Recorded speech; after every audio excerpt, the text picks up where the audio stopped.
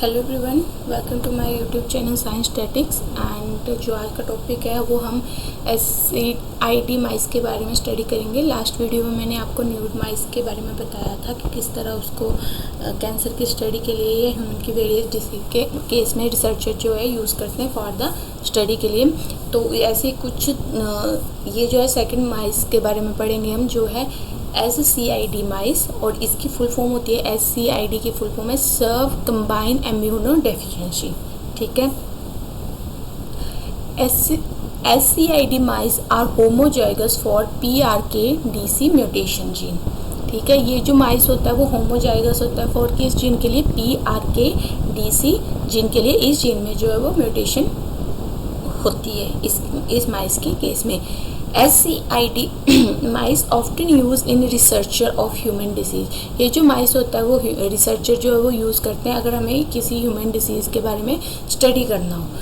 This mice allow researcher to study the human immune system and human disease in a small animal model. ये mice use किया जाता है researcher के through अगर उनको human के इम्यून सिस्टम के ऊपर स्टडी करनी है या ह्यूमन के डिसीज़ के ऊपर स्टडी करनी है और उसके लिए उनको स्मॉल एक एनिमल का मॉडल चाहिए होगा, तो इस माइस को वो यूज़ करते हैं। इसकी जो डिस्कवर किया गया था वो किया गया था Melvin and Gayle Bosman in 1983 in CV17 mice line. किसके ऊपर स्टडी किया गया था? CV17 माइस लाइन के। Next is SCID occur in this mice due to a mutation in gene of protein kinase. SCID immunodeficiency जो होती है इस माइस के ऊपर वो किस वजह से होती है? म्यूटेशन होती है जीन के ऊपर। किस जीन के ऊपर? Mutation protein kinase. किसके ऊपर? Protein kinase DNA activate catalytic polypeptide PRKCD which play important role in repairing and resealing double standard breaked DNA। ये जीन जो इस माइस के ऊपर इस जीन की म्यूटेशन होती है प्रोटीन काइनेज के लिए, और ये जो होता है वो DNA को एक्टिवेट करता है PRKCD की वजह से, जिसमें क्या रोल होता है इस चीज़ का? ये DNA की रिपेयरिंग में हेल्प करता है एंड रीसीलिंग, उसको जो यहाँ से ब्रेक हुआ होता है उसको रीसील करता है डबल स्टैंडर्ड DNA की ब्रेकेज को। ठीक है, next point is mice with SCID is lymphocyte progenitor but these mice unable to survive at maturity। ये जो माइस होते हैं वो जब अपनी मेच्योरिटी में आ जाते हैं तो ये सर्वाइव नहीं करते हैं, और उसका रिजल्ट क्या है? Lack of V and T cell in the thymus. किस वजह से ये मेच्योरिटी में आके सर्वाइव नहीं कर सकते? क्योंकि उनके बीच में जो होता है वो B सेल और T सेल नहीं होते हैं, उनके बीच ये लैक होते हैं दोनों cell in the thymus. And secondary lymphocyte organ such as spleen and lymph node. और ये जो थाइमस में दो सेल्स इंपॉर्टेंट सेल होते हैं इम्यूनिटी के लिए, ये दोनों नहीं होते हैं, और जो सेकेंडरी लिम्फोसाइट ऑर्गन होता है जैसे कि स्प्लीन एंड लिम्फ नोड, ये भी क्या होते हैं? एब्सेंट होते हैं। सम SCID mice able to produce monocyte, granulocyte और RBC from the HSC present in bone marrow। HSC जो होता है वो होता है ह्यूमोपोटेंट स्टेम सेल। ह्यूमोपोटेंट स्टेम सेल होता है। तो इन माइस के केस में ये कुछ मोनोसाइट एंड ग्रेन्यूलोसाइट जो होते हैं वो देखने को मिलते हैं, इनको वो प्रोड्यूस कर सकते हैं। अब जो SCID माइस है उसके कुछ टाइप होते हैं। फर्स्ट है SCID HU mice, HRC SCID mice which are implanted with human HVI। ये किससे बनता है?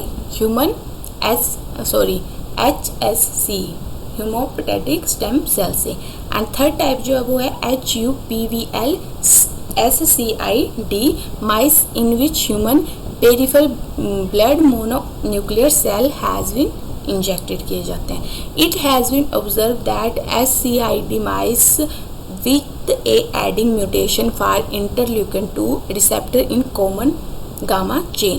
SCID mice has been used to study in HVI। HVI की स्टडी में भी SCID माइस जो होते हैं वो यूज़ किए जाते हैं। तो ये इसके कुछ टाइप है और ये इसके कुछ इंपॉर्टेंट करैक्टर है, तो ये आप नोट डाउन कर लीजिएगा क्योंकि यहाँ से एक स्टेटमेंट की फॉर्म में क्वेश्चन पूछते हैं, ये पूछ लिए जाते हैं।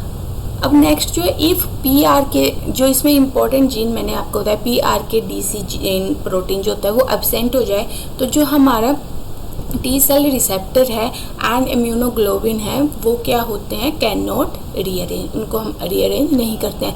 तो यहाँ पे मैंने कुछ आपको स्ट्रक्चर शो किया कि किस तरह जो SCID माउस होता है उसमें ह्यूमन के PBM जीन इंजेक्ट किए जाते हैं आफ्टर 5 डे के। ये SCID माउस का सेकंड टाइप है। उसके बाद उसको देखा जाता है HIV का टेस्ट कर रहे होंगे तो उसमें इंजेक्ट किया जाता है आफ्टर 7 डे के बाद। लिपोपॉलीसेकेराइड जो होते हैं वो साथ में उन जीन्स में इंजेक्ट किए जाते हैं और आफ्टर उसके इंजेक्ट करने के बाद पॉलीसेकेराइड को इंजेक्ट करने के बाद 3 दिन के बाद एनालिसिस की जाती है कि उस माइस में क्या चेंज हुआ। तो ये इस तरह से इस डायग्राम में ये शो किया। अब इसका छोटा सा एक टॉपिक है ये एनिमल बायोटेक का, तो मैंने कोशिश की है इन 2-3 स्लाइडों में कवर करने की। तो इसका मैंने एक क्वेश्चन लिया है DBT एग्जाम के सैम्पल पेपर से कि किस तरह से क्वेश्चन पूछ लिए जाते हैं। तो जैसे एक क्वेश्चन ऐसे था, which gene of SCID mice are homozygous to the human के लिए होमोजाइगस होता है विच जीन। तो हमने इसमें तो एक ही जीन पढ़ा और एक जीन जो पढ़ा वो हमने कौन सा पढ़ा, PRKCD जीन, और ये FOXN1 जो था वो हमने न्यूड माइस के केस में देखा था। और RAG1 जीन जो होते हैं वो हम नेक्स्ट स्लाइड में स्टडी करेंगे, तब आपको पता चल जाएगा। नेक्स्ट है RAG deficient mice.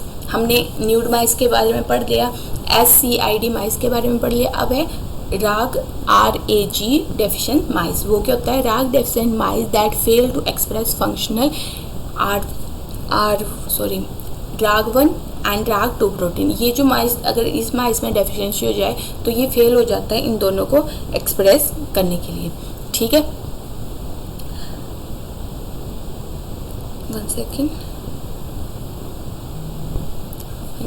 Like the PRKDC gene, both RAG1 and RAG2 are required for somatic recombination of TCR and immunoglobulin gene, E कर लेना है यहाँ पे, and the absence of either genes result in T cell and V cell deficient। तो ये जो माइस होता है इसमें भी क्या होता है, जैसे PRKCD के बारे में हमने जीन के बारे में पढ़ा, तो वैसे ही RAG1 एंड RAG2 होते हैं जो कि somatic recombination of T cell receptor and humoglobin जो होता है और एब्सेंस हो जाते हैं आइदर T सेल और B सेल रिजल्ट में एब्सेंस होते हैं। जो राग कॉम्प्लेक्स है वो is involved in the process which is known as, जो राग कॉम्प्लेक्स है वो किस प्रोसेस में इन्वॉल्व होता है, इम्यून सिस्टम के केस में या इम्यूनोग्लोबिन के केस में BD जीन रिकॉम्बिनेशन के लिए। ठीक है, तो ये 2-3 लाइन्स थी इसके बारे में इंपॉर्टेंट, अगर क्वेश्चन बनना होगा तो यहीं से बनेगा। ठीक है, नेक्स्ट जो वो है हायर ऑर्डर मल्टीजेनिक। ये भी एक माइस होता है हायर ऑर्डर मल्टीजेनिक, और ये इसके बारे में कुछ चीज़ें जो है वो पढ़ लेते हैं ताकि आपको आगे काम आ सके।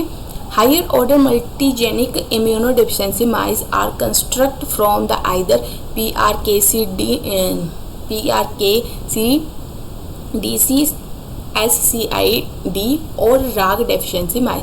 ये जो जीन होता है higher order multigenic immunodeficiency mice जो होता है वो कहाँ से कंस्ट्रक्ट होता है, या तो वो PRKDC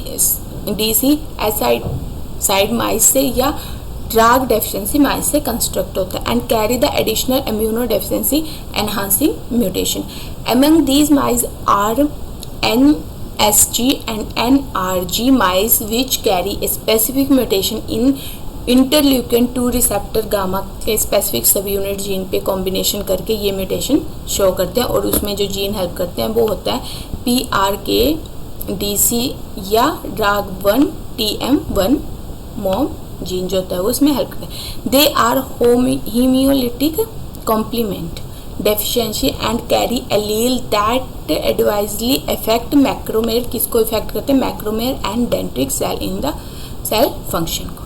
ठीक है, तो ये कुछ माइस थे जो मैंने क्लियर किए क्योंकि इसमें से कई बार क्वेश्चन पूछ लिए जाते हैं, तो मैंने कोशिश की है कि इन सभी माइस के बारे में थोड़ी थोड़ी इंफॉर्मेशन जो इम्पोर्टेंट है वो आपको पता हो। तो मैंने कोशिश की है कि ये आपको इंफॉर्मेटिव लगी हो, क्योंकि इसमें से कई बार एक क्वेश्चन तो आ ही जाता है DBT एग्ज़ाम में, तो वो किसी भी माइस से वो पूछ सकते हैं। तो होप सो आपको वीडियो अच्छी लगी हो, इन्फॉर्मेटिव लगी हो। प्लीज़ चैनल को like and share and subscribe कीजिए। Thank you.